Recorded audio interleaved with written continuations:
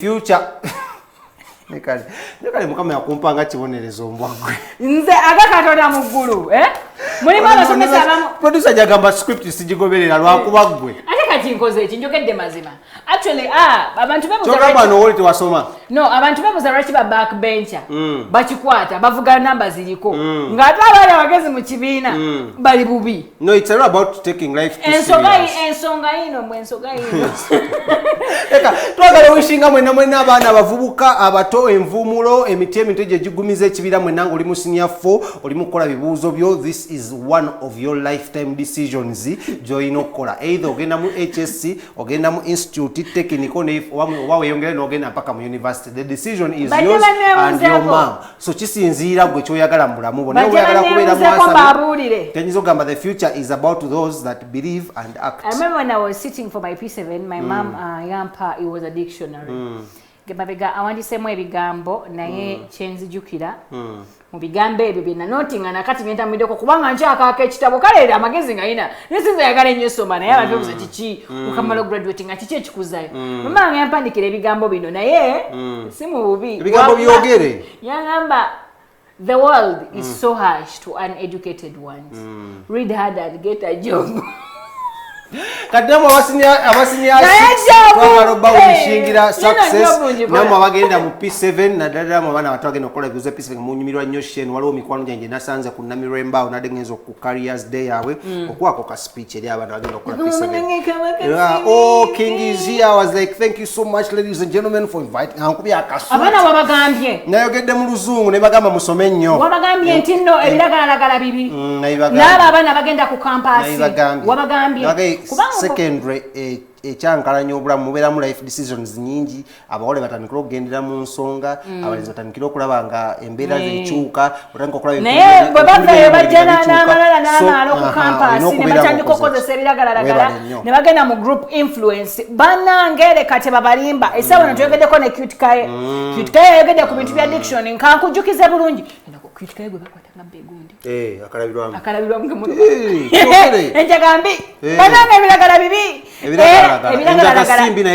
ebiragalalagala bibi munanga cute kayo no gwen kugambako cute kayo yamu ku basajja abali talented mu music industry naye yayogeredde nti yagwa yagambye yagwa mu music yagwa era tabalina kyakolaawo. But I think he's better where he is. No, but he become among he's one of the activists abaradisa addiction kitegeera drug abuse ebisana bisinga buli lwakola interviews avumirira nnyo ayogera nnyo ku bintu bya addiction era nga wetwogerera essaawa eno Rocky Giant ali mu rehab era nga Rocky Giant adduse emirundi mingi nnyo mu rehab ku luno bamuzizaayo omulala era Cute Kaye yagambye nti nno y'omu ku bantu abakoze ki abasooka okudduukira ne bamutwala mu rehab. Katika gambeyo, me I think bayimbi bali babiri bengendo kwa example, I think they are better off where they are than in the music industry. Ila kutandikira kubimbya bayidwa nga street kid. Omujukira sweet kid. Omujukira is so much better off jali than in the music industry. True. Cute Kaye right now, Yezura, is so much better off jali okusinga mu music industry. I think these guys couldn't just hold the pressure. You know, life music comes, celebrity life comes. This is one thing you should know. It comes with a lot of pressure. People don't see you as a usual person. Barina embera je bakulabiramu mbu obai osukulumyeko kubo a living nti nawe oyina life yokola ki yokuliving. So some people commit suicide waliwo mwana bamuyita Quizity yali famous TikToker but he committed suicide because he couldn't take in the pressure. South African something like that. Yeah, yali tasobola ku holding up pressure yo eva ku social media eva mu public. So abantu bano abasadde bamulabanga bakozesa ebiragalalagala. It's because of the words bemujja ne mu commenting ku content waffe n'obukyali bwamwe ku data wamwe ow'ebitaano ne mutandika okubanga mutuwoggane. Kati Cute Kaye yayogedde ku kigambo addiction naye yagambye olwadde wa addiction awo nakomya otutegeera katugereka wa Cute Kaye tugenda kubanga ate tukomawo. Omanyi obuzibu obuliwo ku bulwadde bwe bayita addiction oba ku muntu yenna alina bw'alwala omuntu bwe bazimba eddwaliro bateekako kiriniki oba bagula amadagala bateekako loose oba toilet bateekako neggwanika nga tebateekako ggwanika nti mujje muffe naye mu bantu abajja okujjanjabwa abamu basobola okufa kakati bw'obeera mu ddwaliro kikukakatako okulwana obeere mu batafudde obeere mu bagenda okuwona. Rocky bw'aba asobodde okwogera another chance ffe tetwayogera naye twamuyamba era nzijukira Rocky ffe twasooka okumutwala mu rehab okumuyambira ebyo twakolako. Then obuzibu obuliwo nti obwo obulwadde buli so complex abantu abakwetoolodde balina okuba ready and willing okukuyamba. Kati am thinking era bwe mpulira bwentyo nti Rocky teyafuna buyambi bumala kuwona nga bw'ogenda mu ddwaliro ne bagamba nti omusujja oguwonye naye sula mu katimba k'ensiri akali treated. Kati bw'oddayo ne wataba wakuyambako okujjukiza katimba ako ensiri neekuluma obulwadde ne budda ne bagamba omanyi twagamba osule mu katimba n'ogana gwamanyi ne bagukusalira naye nga well nze nzikiriza akyasobola okuba obulungi oba ajja kubeera. Well okugenda mu rehab yali kwali kukula gye ndi olw'ensonga nina ebintu bingi bye nali simanyi ate bye nategeera n'obulamu bwange bwafuna more purpose. Luli nali nnyimba era nyomerwa okuyimba obuyimba bw'omukwano obuyimba bw'okusomesa naye kaakati ate nina more purpose. Nina kye nyimbira nti nina Another Chance Foundation tubaddewo kati emyaka 10 kigenda mu 5 kukyanganvaayo naye tuyambye abantu abali addicted abatakka wansi wa 5 ne bawona obulwadde obwo ne bagenda mu maaso ne badda mu bulamu bwabwe. Abamu ne bagenda ebweru, abamu bazzeeyo mu masomero basoma, abamu bazze mu famiri zaabwe. I mean kiwulikika bulungi okuba nti kati nina obulamu bw'omuntu omulala gwennyambako ekitegeeza nti ogenda mu rehab nina kye nafuukirayo ekirala. Well that is the thing about amayumba makyala ne family ebintu byonna bina tukola bikole so tebiba bikulu.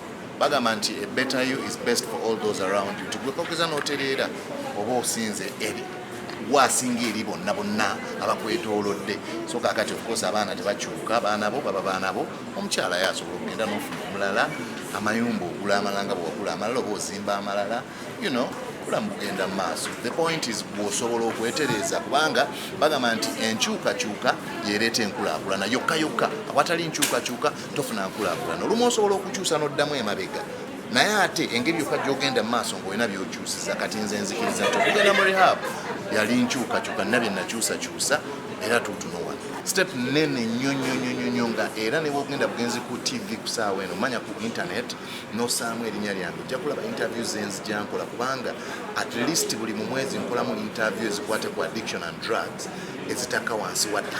Desituwanga waliwo ayinza okukola pato nange ani ngeri nze gye nnyimbamu ani ayinza okumbato kwata akaganda k'abayimbi nga 10 zigyembayimbire sijja kugamba manya bo babalonde baŋŋambe kaye tubataddewo baba bano wano tubategese zigyensumulule akkirizibwa okulowooza kyayagala naye nze tolinawo nimbira nagwa olw'ensonga ndaba nagwawa musically nagwawa.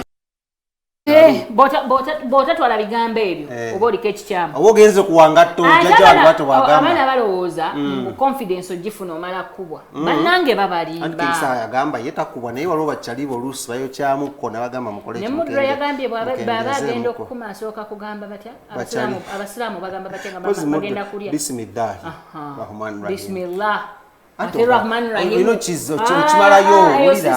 okimalayo bagamba kimu bismillah anti abo ogikomeza mu kkubo kati kwatali musiraamu wakanyeze Sadiki wa naye semendi kati n'olw'ensonga eyo ladies and gentlemen by the way nadde nkyaluseetula gundi ani kyali waffe General Zamba yakoze ekyo mukazi ate tali lubuto mbadde manyi yanobye omusajja tanoba naye gwe kikazi gwe bamuwasaawa ngamba mbadde manya omukazi yanobye n'abasajja babusibanga after 10 years nga bagamba omuzungu tazaala bali ku family planning mama gwaji bateekako ero kyolaba kirabe waliyo family planning emyaka 10 10 years myaka 10 ngoli ku family planning kyogala ate bamunonya ngaabuze oyagala kukisala gwokyogedde bali bakola ki mama jeniero ne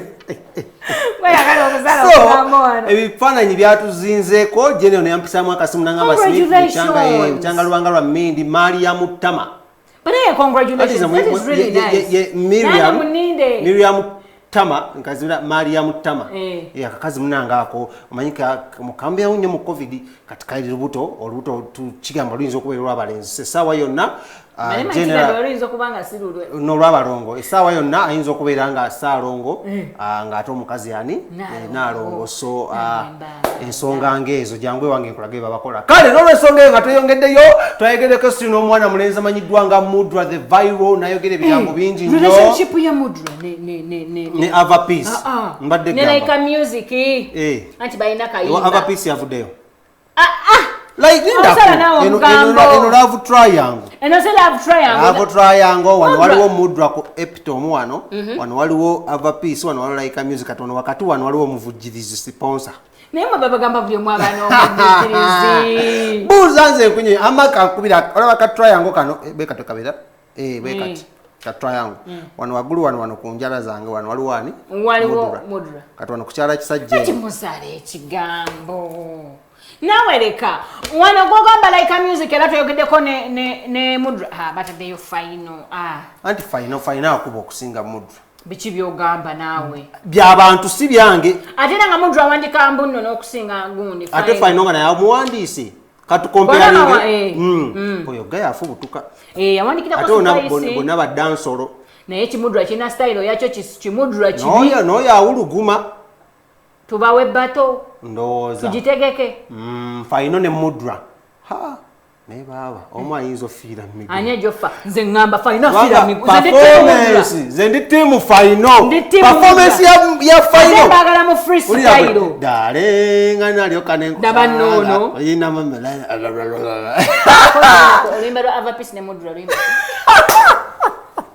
anti la ofiira mu miguu balu areze muyimba jikube balo omwana shoya zina kembombo katule faino no tegeddeko naye faino n'atunyumira ebintu yannyonnyodde tunadde ne MC kiye n'atunyonnyola ebintu bingi nnyo first of all eyogedde ku royalties nga baba wandiisi buli omu alina kufunira wa ekintu kino okuva ebintu bino ebyokutambula nojja nosaswa ne bakulimba notambula nogenda bikome because nga naye omuwandiisi aba yeetaga okuba ng'akyalira ku luyimba olwo n'abaana balokole ki balulyeko ng'ebweru bwe kiri n'agamba corporate ejja kukolera mugaso nnyo singa buli muntu acontributing towards the song the industry or the song oba the concert okutandikira ku producer paka okutandikira ku muwandiisi kwa yalowooza n'ogende wa producer gyaluvoisingira n'akola engoma n'ogyewa omuyimbi ova omuyimbi n'ogyewa video n'ojja naffe kufa abazikuba ku TV abasapplying abo bamoswa promoter abo then nojja ate n'ogenda kuba video basasha vibes ochegedde abo nona kedi on the lays nabo n'abasigadde so n'agamba buli omu alina okubaako n'akakina akatonotono kasavu kanyama naga we tugaba n'ennyama eno fenna tujja kubeera naye kijja kuluma nnyo rights okubanga esinga baziwaani muyimbi bo basigale ne mabega nga bakwakinga n'agamba muno ekisinga okuleeta bana ba writers ba Nisenry okubanga bayimba because nabo baagala balye ku big fish okyegedde bulungi naye kati kyekyamunesa okuyimba kulya ku big fish abadde nga ayimba naye ye underdog ayimbyeyo mu ghetto nga nayegambye bakulukutira mu ghetto nga bakuba ku ground bana ba underground nga bakuba ng'ate w'amaanyi kati ko ye naye kabiteke mu action katugende wa Mudra ebisingawo bibamanya okkiriza nti Mudra ewa faino watwala tatambudde bubi ku side eyange tebitera kuntambulira bubi okusinziira Mukama nga bw'abasazeewo naye ku luno biri far better muku okusinga ku bibaddewo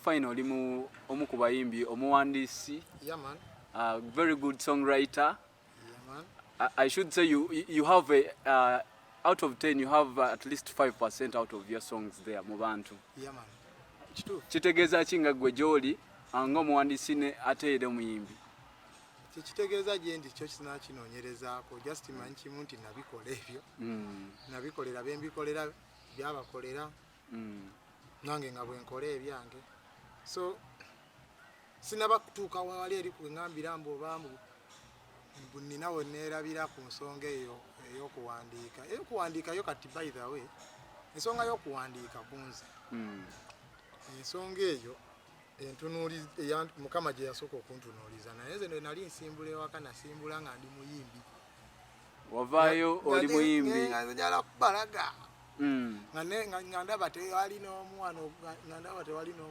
yayimbye endongo naye munaye nge mukama ndowooza content nalina mungi nagamba muvubuka gwolimba soka ogabaneko ne banno so naye kati ennaku zino eno ndi ku final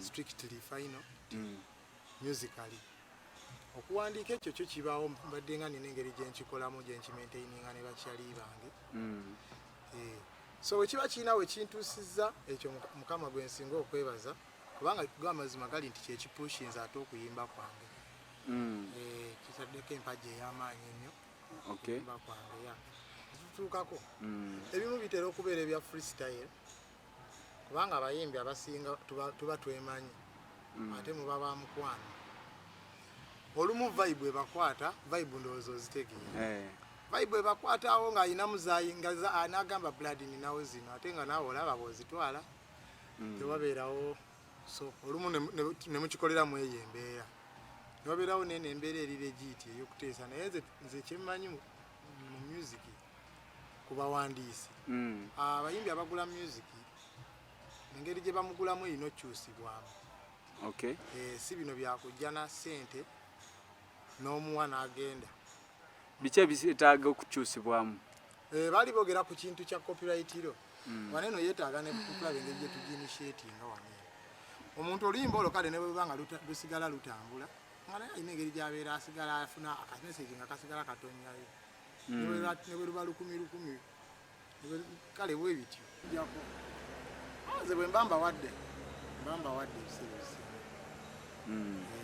sisigala mukano kagamba ngo ate ngoberere ate biki aka mba nkuwadde kyemba ntutte just nze nemulugunya ku kyakukyukakyuka just enkyukakyuka eyo ebeerewo tulabe engeri buli omu gye yeeyagalira mu kintu kino nga teryanyigirizibwa. Essaawa zino gwe olowooza ki ku copyright law how according to the state gyerimu mu Uganda? Wano nze ebyo ebintu nabinoonyerezaako naye nga nkola y'abali ya kizungu naye kati nze wanene tetusobola ku initiatinga yaffe tulina wano abantu bakagezi munnya nga bayiiya mobile money nga bayiiya tugabane data wante basobola ku initiatinga bintu ebyo nga bisobola okuba nga bita nga bayiiya songo boost ng'esobola okulaba buli tukitegeera Polo wana abana bakagezi munnya basobola okukola ebintu ebyo just beetaaga opportunities babiteekewo ensi ebirabe tumanye mu bitya bwe babikozesa kitegeera man. Mu mbeera nga zino twagala sitira okwongera obeebaza kuva gye twatandikidde mpaka no wetuli obudde bwo budduka speed ya waggulu nnyo olugambo lungi nnyo anti kwambadde ku bunkenke nga waliwo story gye bali mu kunsindikira right about now ayakagwawo era nga mbasuubiza olunaku lwenkya mugenda kwera kugiraba ku social media platform zange wangiteekero leero ekiro eno yeebweru terinda litakagwa terinda akoze eki dundo kya obandu bawe akoze eki bannange Seta buse chichi. Awo tutuse. Chichi. Wetuli awo? Warita kagwa akoze eki. Bono tugamba batuyagala bileke tugende ku kiddako. Kewa Mudra nkomewo nkubulya kwa. Nedda obudde buweddeyo soko ng'ambe. Kasoke Mudra kubanga nkyagala okukonfaminga ekituufu nino soko okubira abe UK. Twabadde twogera ku like. Ne Mudra ne love time. Nkugamba nti twayogedde ne Mudra n'atugamba yamweganye. Ekibagatta ye ne Laika kuba twamugambye nti ng'oggyeko byonna bya music balinawo enkolagana endala yonna oba bakyali oba ki yagambye nedda era ekibagatta ki yadde alina omwegana kubanga Laika ennaku ensoma ekadde azunga na Harmonize kyokka Harmonize we yazze ku stage wano ku Laika si mufumbo. Si mufumbo. Atoli byagambe amulekera sente z'okukameza. We just bagoba agulina. Laika bamuchawe wajjo ne banyumiza bamuchawe omusajja yamusuulawo ng'ayingidde ebya music. Mbale manyi yamuteka mu ate yalina lawyer. Omu ku balina lawyers bemanyi tumanyi nono mu kibuga. Ng'alabira ddala tagenda mu malako. Ebiseera ntwagenzo kyonna kingawo kimanyi ki Laika kitiribiita. Chiweddemu mbuuza chiweddemu mwagenzo kiraba dan nga kiri wano Tanzania ne Harmonize kyokka Harmonize okuwa omupiira we yazze wano e Uganda yagambye waba wakuwasa Uganda winini waje awe nakomyo tegeera kati Mudra kanaka laso akuduka ku day one wa Mudra for comfort because wa Mudra waliyo other piece Mudra agambye ekibagattane laika sagala ompande bigambo mukamwa ekibagattane laika music anti laika laso akuduka ku day wa Mudra kuddayo yali abadde yo wa music am comfortinga kwange wa Mudra right now is Mudra she's concentrating Mudra she's concentrating on Mudra is concentrating on other Mudra she's concentrating on other things. Abana ba kaluzungufu. She yafumbirwa. Katugende wa Mudra. Nzwaino okwogera. Challenge yako ke mwatu wa amazina. Nzwaino okwogera challenge twakasala muno n'ebyali batisize. Wantu. Mwali mu bingi ne kubitema. Ekyola nga tebiri relevant ku abinza okusuka social guidelines tugiramu enkolagana yo ne laika eri etyango gyeko musical empie kibagatta muziki era music kikoma ku music tofale bye bibanyumira entertainment is ekikunyumira gwe kita omanyi how you get entertained noba webase omusayi gwo omutima gwo gweyongerako kuba katini adrenaline tabera wao yo that's how you get entertained olaba Jose Chameleone ngaze oba Bob Wine najja ku stage n'okyamukano wanike emikono mutima gwo tegusigala kyekimu entertainment kiberamu so it's okay with them whatever gives you peace whatever entertains you waliwo fa batava waka nenga ffe byaffe binyumira ojja kubeera waka ne bakyali bange bwe nyumirirwa nobeera wagenda mu bbala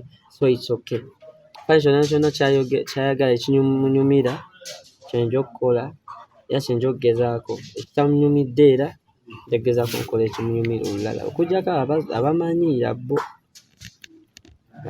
bo tetubaagalira ddala ba buli omu asobola okuwagira omuntu nga tolumbye mulala kitegeera egeri kyeka baagala nno zirabako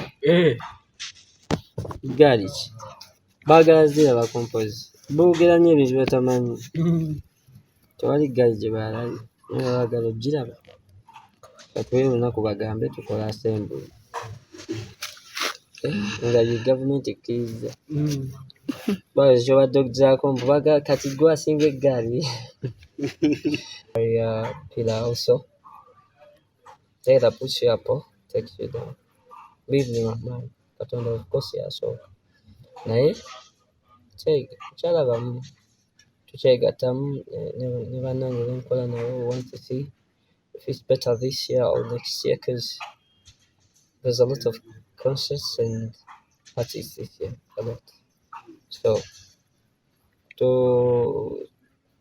togiramu kasola banga nkebereremu basobola okumpamu bbato basobola n'okumpa bbato n'omuyimbi no oli oweeri e Bulaaya ne bagikuwa naye kikulu bakuwadde ku ssente omanyi osabuka ddamu osabuke omuwulidde ebyamagaali omanyi abantu balanga abantu bazema omugambo atugambye mbumbuno okujjako babagambe tukuba asembule kikyabadde ategeeza mu asembule nti bangi amagaali mangi badde bagamba mbuno Mudra yasinga eggaali wama bituufu ani asinga eggaali njogeza ebyama by'abayimbi abayimbi analekerawo kunnesiga okubabeera ku nze just nkubuzizaako kati nikale nkuba akantu waliwo ayina eyeripanda eyeripanda yani ate kasola waliwo ayina eyakasolo yani owaayi ndeka nazina obulungi ate anaava mu ddiiro ate bagundi abeeripanda baani anti nawe webali ate Rickman ayina eriwa Rickman talina eggaali nga yali yeegiragira asi yesudia Grenade ayina eggaali nkuba abayimbi ayina eggaali Chameleone ayina eggaali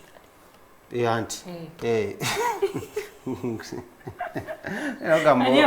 era gamba ogambo naye kanguleke palasa ayina eggaali bayimbi bangi balina eggaali nno naawe naye mwabo boyogedde waliwo ayina eggaali nga bwatuuka mu kifo onyweza essimu Grenade ayina eggaali Mudra ayina eggaali abayimbi abasinga balina eggaali Alien Sikini ayina eggaali mulimu alina eggaali nga bwatuuka mu kifo bana akasawo oteeka wala Alien Sikini nedda nga champion gudo nedda watuuka watu nakasimu tojjayo kuba kifaananyi tereka buteresi mu nsawo era nga ye eggaali eiza waita wedde kikangaga nalyo kayingira nedda yanga mulo oba si kyo naasookawo nedda Kenzo. Nedda. Bebe Kulu. Nedda. Bobby Wine. Nedda. Tubagala nnyo olw'ensonga katumale shinakolwa. Sina mwindi mwago manya ina gali ngojeka. Oyina gwobuse mu boyogedde. Nze byawe manyi. Kale ono ye birthday galo wa leero. Era ne baba ka make up nga kali kanji. Naye mwana gwe. Abantu balagana okuddamu tuweereza gundi. Kale happy birthday the beautiful Shami Collins. Happy birthday. Muganda wa Martini Pro. Martini. Martini. Afuse muko. Sinachogerako Bright Oda yagamba. Oda na Bright za ku Martini nga simanyi. So Martini owaka uvude wa Martini ogende wa sister we. Happy birthday agamba blow more candles ekitete yagambye agalo ekitete ochambalire ku mukolo go naenda wake akaweta ku ngalo so mukolo uje kaje Martini mukolo gwagwa nze nina empeta 3 ku ngalo nite kulinga ngone muje baba chogamba no yaizo kwa najo kisoboka kabana ekatubasibira twagala soka wano tugenda kubanga tukwatagana ncha lunaku kusatu access 10 to 11 pm tubagala nnyo mwebale nnyo eni bite mtu wesembeza jo kwa nafe fe nyinyini tuwegeya ne banne bakubye ekitete irero